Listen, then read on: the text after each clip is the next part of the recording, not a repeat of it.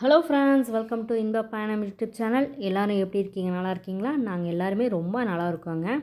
இந்த வீடியோவில் எதை பற்றி பார்க்க போகிறோன்னு பார்த்தீங்கன்னா, நம்ம தோட்டத்தில் எள்ளு வந்து வச்சுருக்கோங்க.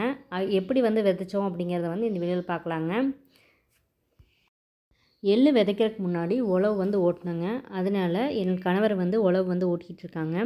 திடீர்னு வந்து மழை பெய்ய ஆரம்பிச்சிருச்சு. அதனால் இந்த ஒரு வயல் மட்டும் ஓட்டி முடிச்சுட்டு அப்படியே வந்து கிளம்பிட்டோங்க. மறுபடியும் வந்து ஒரு 4 நாள் கழித்து தான் வந்து எள்ளு போடுறக்கே மறுபடியும் வந்தோம்.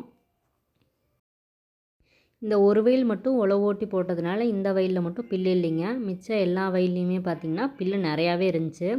நம்ம வண்டி சத்தத்தை கேட்டையும் மயில் வந்து ஓடிடுச்சுங்க. எள்ளு வந்து போடுறதுக்கு முன்னாடி இந்த தோட்டத்தில் வாழை தாங்க போட்டிருந்தோம். என்ன வாழை போட்டிருந்தோன்னு பார்த்தீங்கன்னா கதிரி தான் போட்டிருந்தோம். வாழைத்தாரெலாம் வெட்டினதுக்கப்புறம் வாழை மரத்தெல்லாம் ரொட்டவேட்லேயே ஓட்டி விட்டாச்சு. அப்போ தான் வாழை மரமெல்லாம் விற்று போச்சு அப்படின்னா தான் நம்ம 2 மாதம் கழித்து நம்ம வெள்ளாமை வைக்கிறதுக்கு காடு வந்து ரெடி ஆகுங்க.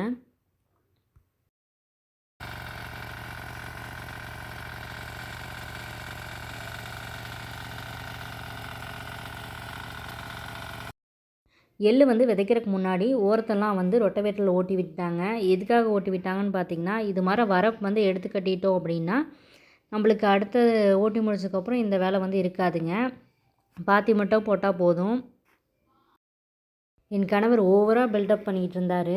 ஏன்னு கேட்டிங்கன்னா, உன்னால் பேலன்ஸ் பண்ணி ஓட்ட முடியாது, நானே வந்து எல்லாத்தையும் ஓட்டி கொடுத்துட்றேன் அப்படின்னு சொல்லிட்டு இருந்தார். பரவாயில்லைங்க, இந்த இடத்துல நான் என்னோடய கைவண்ணத்தை வந்து காமிக்கிறேன்னு சொல்லி டில்லர் வந்து நான் வந்து வாங்கிக்கிட்டேங்க.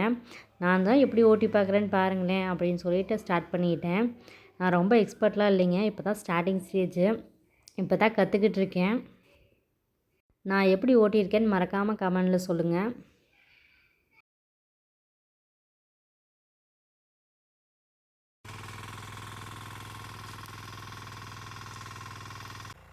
வரப்பு வந்து உயரமாக இருக்கணுங்கிறக்கோசரம் 3 தடவை வந்து ஓட்டினேங்க. எப்படின்னு பார்த்தீங்கன்னா, ஃபஸ்ட் டைம் வந்து ஃபார்வர்டில் நான் வந்து ஓட்டிட்டேங்க. பேக்வேர்டில் மறுபடியும் வந்து என் ஹஸ்பண்ட் திரும்ப ஓட்டிட்டு மறுபடியும் ஃபார்வர்டில் ஒரு தடவை ஓட்டணும். மொத்தம் 3 தடவை ஓட்டினோம் அப்படின்னா நல்லாவே வரப்பு வந்து உயரமாக வந்துடும்.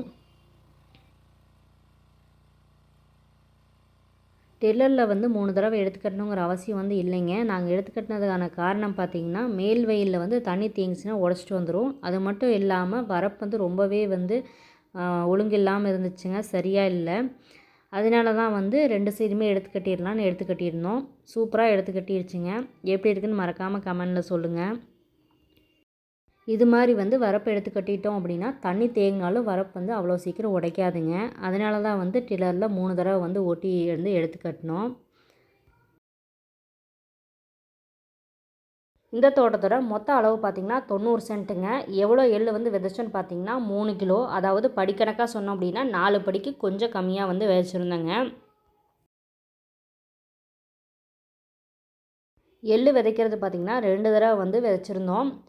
எப்படின்னு பார்த்தீங்கன்னா, உழவு ஓட்டுறதுக்கு முன்னாடி ஒரு தடவை வந்து விதைச்சிருவோம். அதுக்கப்புறம் முதல் உழவு ஓட்டினதுக்கப்புறம் ஒரு தடவை வந்து விதைப்போங்க. இது பார்த்திங்கன்னா, இப்போ எள்ளு விதைச்சதுக்கப்புறம் முதல் உழவு வந்து ஓட்டிக்கிட்டு இருக்காங்க. அதுக்கப்புறம் ஓட்டி முடிச்சதுக்கப்புறம் மறுபடியும் இன்னொரு தடவை வந்து விதைச்சி மறுபடியும் வந்து ஓட்டுவாங்க. மொத்தமாக வந்து 2 உழவு வந்து ஓட்டுவாங்க.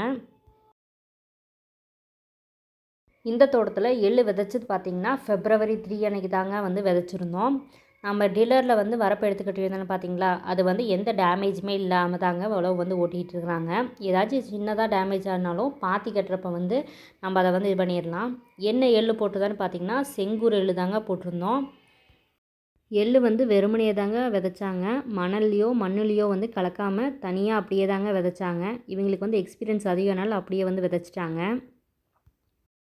எள்ளுலேயே கருப்பு எள்ளு, செங்கூர் எள்ளு, வெள்ளை எள்ளுன்னு சொல்லிட்டு நிறையா ரகம் இருக்குங்க. நம்ம போட்டது பார்த்திங்கன்னா செங்கூர் எள்ளு தான் போட்டிருந்தோம்.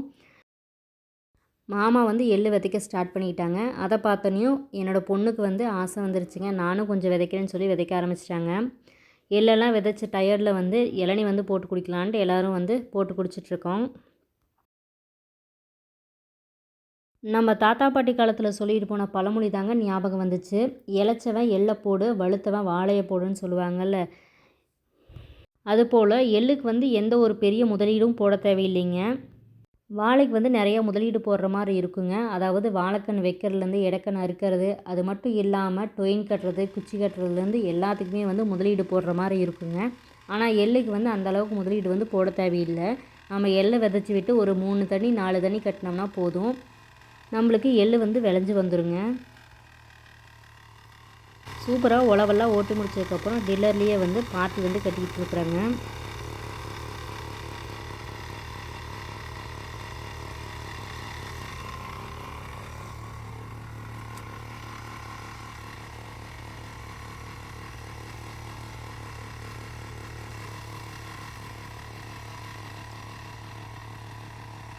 பாத்தி வரப்பு கட்டுறதுக்கு 2 தடவை ஓட்டுற மாதிரி இருக்குங்க. இப்போ வீடியோவில் காமிச்ச மாதிரி முதல் ஒரு மட்டம் ஓட்டிகிட்டு வந்ததுக்கப்புறம் இன்னொரு தடவை திருப்பி மண் இணைச்சி விடுற மாதிரி ஓட்டிகிட்டு வந்தோம்னா வரப்பு வந்து நம்மளுக்கு கிடச்சிருங்க.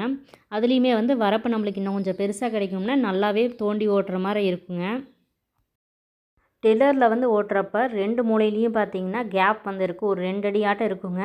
அதை வந்து நம்ம மம்முட்டியில் வந்து வெட்டி போடுற மாதிரி இருக்கும், இப்போ நான் செய்கிற மாதிரி.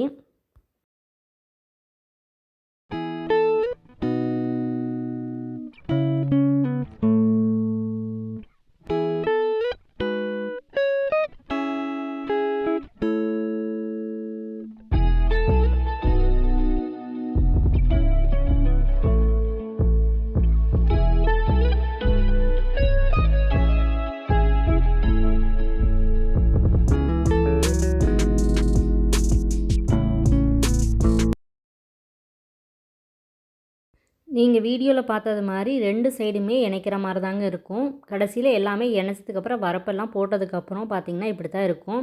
வரப்புமே வாய்க்காலுமே வந்து பார்த்திங்கன்னா டில்லர்லேயே வந்து ஓட்டி விட்டாச்சு. எள்ளு விதைச்சதுலேருந்து 20 நாள் கழித்து பார்த்திங்கன்னா செடி இந்த அளவுக்கு வளர்ந்துருக்குதுங்க.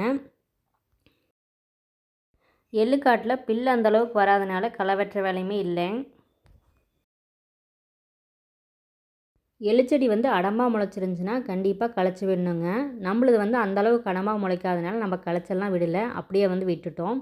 இது பார்த்திங்கன்னா மரத்தடியில் வந்து அந்தளவுக்கு முளைக்கலிங்க, நிழலுக்கு வந்து முளைக்கல. மிச்சம் இருக்கிற எல்லா இடத்துலையுமே வந்து நல்லாவே முளைச்சிருக்குது, நிழலில் வந்து அதிகமாக முளைக்கல. எள்ளு விதைக்கிறப்ப எந்த ஒரு அடி உரமே நம்ம போடலிங்க. அதனால் கரெக்டாக முதல் தண்ணி கட்டுறப்போ யூரியா மட்டும் போட்டு தண்ணி கட்டிடலாம் அப்படின்ட்டு என் கணவர் எடுத்துகிட்டு போயிட்டுருக்காரு.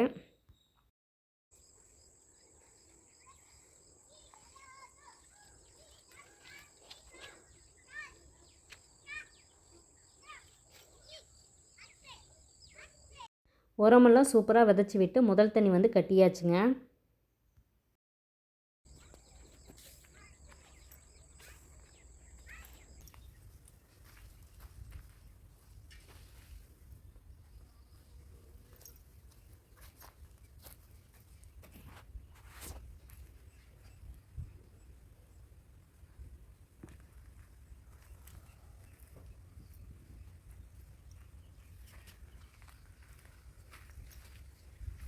இது மார்ச் 15ங்க. கரெக்டாக எள்ளு விதைச்சதுலேருந்து ஒரு 40 நாள் கழித்து வந்து 2வது தண்ணி வந்து கட்டுறோங்க. முதல் தண்ணி வந்து பார்த்திங்கன்னா ஒரு 20 நாள்லேருந்து 25 நாளுக்குள்ளே வந்து கட்டியிருந்தோம்.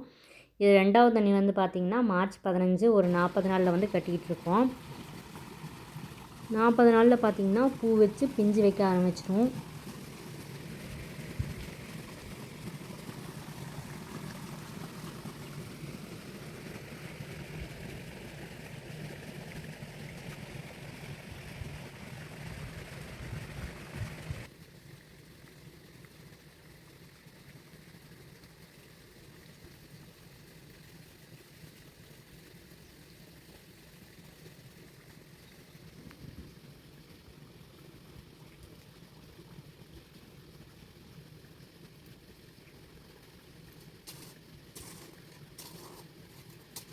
தண்ணி கட்டுறது பார்த்திங்கன்னா ஒவ்வொரு பாத்தியை தான் கட்டிகிட்ருக்கோம்.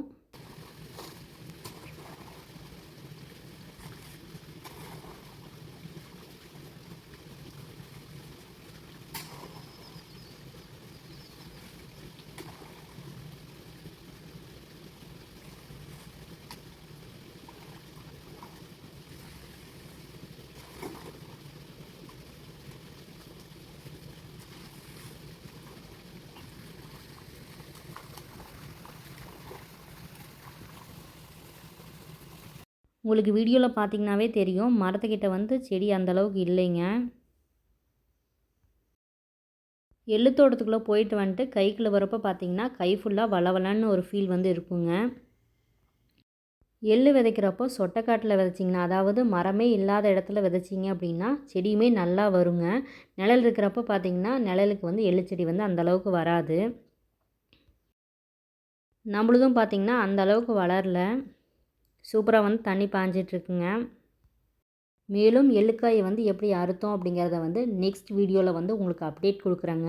உங்களுக்கு இந்த வீடியோ பிடிச்சிருந்துச்சின்னா மறக்காமல் நம்ம சேனலை வந்து சப்ஸ்கிரைப் பண்ணி பக்கத்தில் இருக்க பெல் ஐக்கானை கிளிக் பண்ணி வச்சுக்கோங்க. அதில் ஆளுங்கிற ஆப்ஷனை கிளிக் பண்ணி வச்சிங்க அப்படின்னா தான் நான் போடுற வீடியோ உங்களுக்கு நோட்டிஃபிகேஷனில் வரும். நெக்ஸ்ட் வீடியோவில் பார்க்கலாம். Tata, bye bye.